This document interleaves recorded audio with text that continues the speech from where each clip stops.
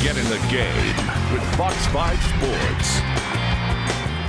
Chris Clark coming to you live from Turner Field. Braves and the Nationals, first of a big three-game set, but the big news, the big sports news of the day is coming out of Athens as University of Georgia star tailback Isaiah Crowell has been dismissed from the football team. It happened late last night. He was picked up and charged this morning with possessing a weapon in a school zone, a felony count for scratching off the serial number on said weapon, and a misdemeanor for carrying a concealed weapon. According to the report, Crowell, along with 4 members of the Georgia football team, were returning from a club this morning when the car Crowell was driving was stopped at a police checkpoint.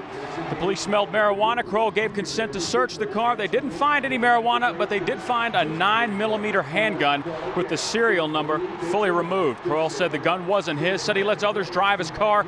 Someone must have left it there. Of the charges Crowell is facing, the most serious involves that school safety zone.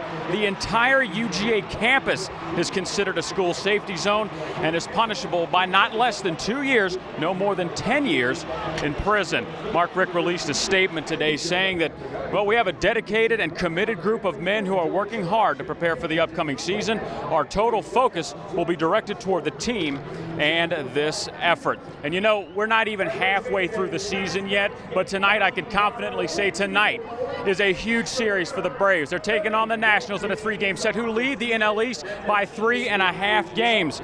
The last time the Nats were in town, they swept the Braves. Everything was working for Davey Johnson's crew. Now a sweep by Atlanta, they're going to put the Braves right back at the top of the division, and we'll let the Nationals know the Braves are not going to roll over and just give it to them. Now he might be a rookie, but even starter Randall Delgado knows this is a huge series. Take my time, you know, because I know it's going to be a good series and important too. So that's why I'm trying to be like more concentrated for that important game. Nats are 4-1 against Atlanta this season. Ross Detweiler goes for Washington. He's got a 6.23 ERA against the Braves. Brian McCann owns him, though. He's hitting 400 off of him. Randall Delgado trying to do a little better than last outing when he gave up 6 hits in 1 1/3 innings to Boston. The rookie's been a little bit inconsistent with that breaking ball. Now at the halfway point, like I said, the guys start to get a little dinged up and they show some wear and tear. Defensively, the lineup, well, they're changing things today a little bit. Matt Diaz gets the start in left today. It'd give Martin Prado on that aching hamstring a rest. In the infield, Jack Wilson gets the nod at second to give Dan Uggla a little break. Dan's been struggling at the plate as of late. It's Jack Wilson's first start since May the 30th, but, you know, he is a gamer. It's been a while. It's 30 days.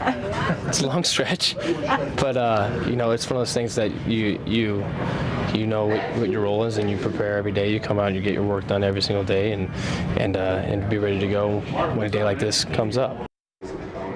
And we are counting down the days until we can get in your faith with some high-five Friday night football action. Today, we're going to take a look at the Trojan men of Lassiter. Yes, that's right.